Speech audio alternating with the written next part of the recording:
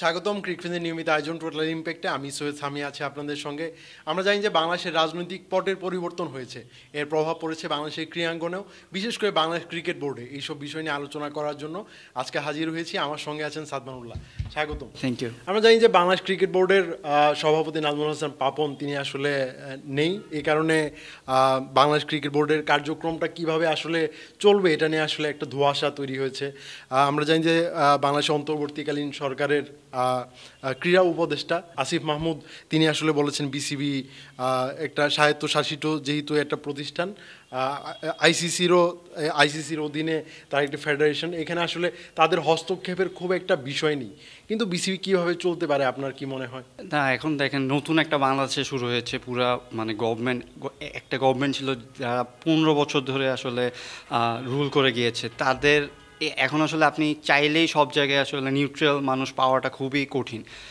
বিসিবির ভিতরেও এরকম মানে রাজনৈতিক নেতা বা তাদের মধ্যেও ইভেন আমাদের জাতীয় দলের প্লেয়াররাও এই দলের সাথে অন্তর্ভুক্ত ছিল। সো এখন বিসিবি কিভাবে চলবে, ফিউচার কীভাবে হবে এই ইন্টারিম গভর্নমেন্টের আন্ডারে, সেটা আসলে অনেক একটা লং প্রসেস। এটা এখনই আসলে যে 2-3 দিনের মধ্যে জিনিসটা সলভ হয়ে যাবে এরকম নয়। কারণ আপনি 2007 সালেও যখন ইন্টারিম গভর্নমেন্ট এসেছিলো তখনও তাদের বিসিবির একটা আন্ডারে একটা আলাদা দল গঠন করা হয়েছিল, যেখানে পাপনই ছিলেন। উনি পরে নির্বাচিত হয়ে ন্যাশনাল বোর্ড প্রেসিডেন্ট হয়েছেন। সো এখনও এরকম প্রসেসের মধ্যে আগাতে হবে, কারণ আপনি এই যেটা বললেন যে সরকার চাইলেই পারবে না যে ইন্টারফেয়ার করতে বিসিবির মধ্যে, কারণ তার একটা ব্যান খেয়ে যাওয়ার সম্ভাবনা আছে। এর আগে আমরা বিভিন্ন দলের ক্ষেত্রে এগুলো দেখতে পেরেছি। জিম্বাবুয়ে তারা এরকম ব্যান খেয়েছে সরকার হস্তক্ষেপ করাতে। সো এখন যিনি আছেন আমাদের উপদেষ্টা আসিফ মাহমুদ, উনি কিন্তু এই ছাত্র সমন্বয়কেরই একজন, তাদের মধ্যে একজন। তিনি কিন্তু মানে ইয়াং জেনারেশনেরই একজন। তিনি আসলে খোঁজ খবর রাখেনি যে কিভাবে আসলে অন্তত চলে ক্রীড়া, কারণ তিনি জানেন যে সরকার ইন্টারফেয়ার করতে পারবে না। এজন্য কিন্তু তিনি আজকে সংবাদ সম্মেলনে বলেছেন যে বিসিবি আসলে আইসিসির সাথেই যোগাযোগ করে তারাই আসলে ঠিক করবে যে এখন যারা কারেন্ট বোর্ড ডিরেক্টর আছেন তারাই আসলে কিভাবে এখন বিসিবিটা কার্যক্রম এগিয়ে নিয়ে যাবেন। ইভেন আপনি নাজমুল হাসান পাপনও কিন্তু এখনও রিজাইন দেননি। সো এখনই চাইলেই আপনি যে অন্য একটা বোর্ড প্রেসিডেন্ট বসিয়ে কার্যকলাপ নতুনভাবে করবেন সেটা সম্ভব নয়। আর আমাদের বড় টার্গেটটা হচ্ছে আমাদের ওমেন্স টি20 ওয়ার্ল্ড কাপ আছে বাংলাদেশে অক্টোবরে। সেই প্রসেসটা নিয়েও কিন্তু আইসিসি উদ্বেগ জানিয়েছেন যে সেটা কিভাবে হবে। আমরা জানি যে বেশ কয়েকটি দেশও আসলে বাংলাদেশে এখন পর্যন্ত ভ্রমণ নিষেধাজ্ঞা চালু রেখেছে। এসব কারণে এর মধ্যে রয়েছে বিশ্বকাপে অংশগ্রহণ করা বেশ কয়েকটি দলও আছে। এটা আসলে আমাদেরকে নিশ্চিত করতে হবে তারা যেন পর্যাপ্ত নিরাপত্তাটা পায়। আর বিসিবির ক্ষেত্রে যেটা বলবো, বাংলাদেশ ক্রিকেট বোর্ডে এখন পর্যন্ত 6-7 জনের মতো বোর্ড পরিচালক আছেন, যাদের মধ্যে থেকে হয়তোবা নাজমুল হাসান পাপন যদি পদত্যাগ করেন তাদের মধ্যে থেকে ইন্টার্ম সভাপতি হিসেবে কাউকে হয়তোবা নিয়োগ দেওয়া হতে পারে। যেটা হচ্ছে যে আমি যেটা বললাম যে ডিরেক্টররাও অনেকেই রাজনৈতিক দলের সাথে হয়তো ছিল, তারা কিন্তু ঠিকমতো অফিস আজকে তারা উপদেষ্টার সাথে দেখা করেছেন, কিন্তু এই কয়দিন কিন্তু তারা মানে বিসিবিতে যাননি, বা এগুলো নিয়েও কথা হচ্ছে যে তারা কেন যাচ্ছে না। তাদের আসলে মানে শুধু নাজমুল হাসান পাপনই নয়, এখানে বিসিবির বেশ কয়েকজন ঊর্ধ্বপদস্থ কর্মকর্তাকেও আসলে দেখা যাচ্ছে না তারা আসলে নিজের দায়িত্ব থেকে অব্যাহতি নিয়েছেন কিনা, এটা বিষয়টি নিয়েও অব্যাহতি নেননি, এখনও কেউই নেননি, কারণ আমরা এখনও কোনো খবর পাইনি যে কেউ নিয়েছেন। কিন্তু তারা আসলে যেই অস্থিরতা গিয়েছে আসলে বিসিবিতেও আসলে দেখা গিয়েছে যে রাজনৈতিক প্রভাবটা প্রচুর বেড়েছে, প্রচুর। মানে আমি তো বললাম যে 15 বছর একটা সরকার যেহেতু আছে, আপনি কোনো সেক্টরে আপনি চাইলেই পারবেন না যে নিউট্রালভাবে চলতে বা করতে। সো সেইখানে আপনার এই বিসিবিও তার ভিতরেই পড়ছে। ইভেন ক্রীড়াঙ্গনে সবগুলা ফেডারেশনেই দেখা যাচ্ছে যে কোনো না কোনোভাবে এইভাবে জড়িত আছে। সো এখন তারাও আসলে তাদের বিভিন্ন শঙ্কা রয়েছে যেই কারণে বিসিবিতে আসছে না। কিন্তু আমাদের সামনে যেহেতু ইভেন এই মাসেই আমাদের পাকিস্তান সিরিজ, আমাদের প্লেয়াররা 2 দিন আগে চলে যাচ্ছে, কারণ সেফটি সিকিউরিটির ব্যাপার আছে, তাদের প্র্যাকটিসের ব্যাপার আছে। আমরা টেস্ট চ্যাম্পিয়নশিপ খেলবো পাকিস্তানের সাথে।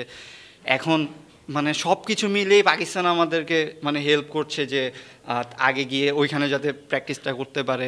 আপনার এই জিনিসটা আসলে খুবই লেন্দি একটা প্রসেস হবে, কারণ আপনি এই খেলাও চালিয়ে যেতে হবে, তারপরে এত বড় একটা টুর্নামেন্ট সামনে রয়েছে। এর জন্য আসলে যেই পরিচালকরা রয়েছেন তাদের আসলে ইন্ডিপেন্ডেন্টলি আসলে কাজ করা উচিত, কারণ আপনি যেহেতু বিসিবি সরকার গভর্নমেন্ট ইনভলভ না, তাহলে এখন যদি আপনার ডিরেক্টররা বা প্রেসিডেন্টরা না আসে তাহলে একটা সন্দেহ হতেই পারে যে সরকারের ইনফ্লুয়েন্স ছিল এখানে, যে তাদের তাদের নেতৃত্বেই চলেছে। কিন্তু তারা যদি মানে অনেস্ট হয় বা তাদের যদি কোনো প্রবলেম না হয় তাহলে কিন্তু তারা আসলে কাজটা চালিয়ে যেতে হবে। ইভেন উপদেষ্টাও তাই বলেছেন যে ইউনুসের সাথে কথা বলবেন যে কিভাবে আসলে সিকিউরিটিটা এনশিওর করে আসলে টুর্নামেন্টটা বাস্তবায়ন করা যায়। তবে এটা কি সবচেয়ে বড় চ্যালেঞ্জ কিনা যে মানে ইন্টারমেটা গভর্নমেন্ট বাংলাদেশের দায়িত্বে আছে? এর মধ্যে আমাদের স্বাভাবিক যে খেলাটা আমরা জানি যে সামনে বাংলাদেশের অনেক ব্যস্ত সূচি, অনেক বেশ কয়েকটি সিরিজ দেশের বাইরে দেশে মাটিতেও সিরিজ রয়েছে, এইগুলা আয়োজন করতে হলে বাংলাদেশ ক্রিকেট বোর্ডকে কি কি আসলে চ্যালেঞ্জ মোকাবেলা করতে হয়, কতটুকু চ্যালেঞ্জ আসলে মোকাবেলা করতে হতে পারে? না, যে আমরা তো বললামই যে মনে করেন যে যেই ডিরেক্টররা রয়েছেন এখন যেই পদে রয়েছেন তাদের আসলে অ্যাক্টিভ থাকতে হবে।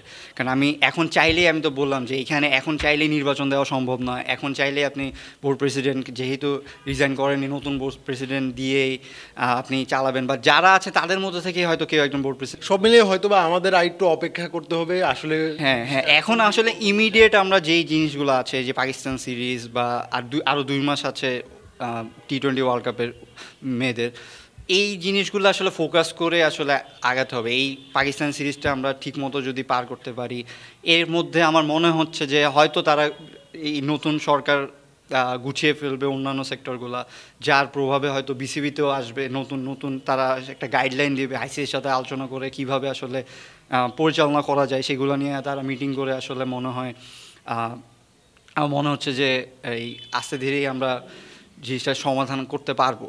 তো আমরা জানি যে আইসিসি কয়েকদিন আগে একটা বিবৃতি দিয়েছিল, তারা বাংলাদেশের পরিস্থিতি পর্যবেক্ষণ করছে যে টি-20 বিশ্বকাপটা আসলে বাংলাদেশে আয়োজন করা যাবে কিনা। তাদের প্রধান উদ্বেগটা ছিল নিরাপত্তা। এটা যদি বাংলাদেশ দিয়ে এনশিওর করতে পারে, আমরা আশা করতেই পারি যে বাংলাদেশে আসলে না। এইখানে আপনি একটা জিনিস দেখেন, অবশ্য বাংলাদেশে খুব বেশি সময়ও নেই, 2 মাসের মতো সময় আছে, এর মধ্যে সব কিছু করতে হবে। দেখতে হবে যে মনে করেন যে ইন্ডিয়া যেহেতু আছে, বিসিসি একটা শক্তিশালী বোর্ড, তারা যদি আসলে কনসার্ন দেখায় যে না আমাদের বাংলাদেশের নিরাপত্তা কনসার্ন রয়েছে বা ইয়ে রয়েছে, তখন হয়তো দেখা যাবে আইসিসি অন্য কোনো ভেন্যুতে আসলে শিফট করে ফেলবে। এখন নিরাপত্তা হয়তো এই সরকারকেই দিতে হবে, এই সরকারই এনশিওর করবে যে নিরাপত্তা কতটুকু হবে। তারপরেও আপনি এই রাজনৈতিক অস্থিরতার মধ্যে আপনি দেখেছেন শ্রীলঙ্কাতে আন্ডার-19 ওয়ার্ল্ড কাপ হওয়ার কথা থাকলেও যখন চেঞ্জ হয়, সরকার চেঞ্জ হয়, তখন কিন্তু তারা আসলে শিফট করে নিয়ে গিয়েছিল।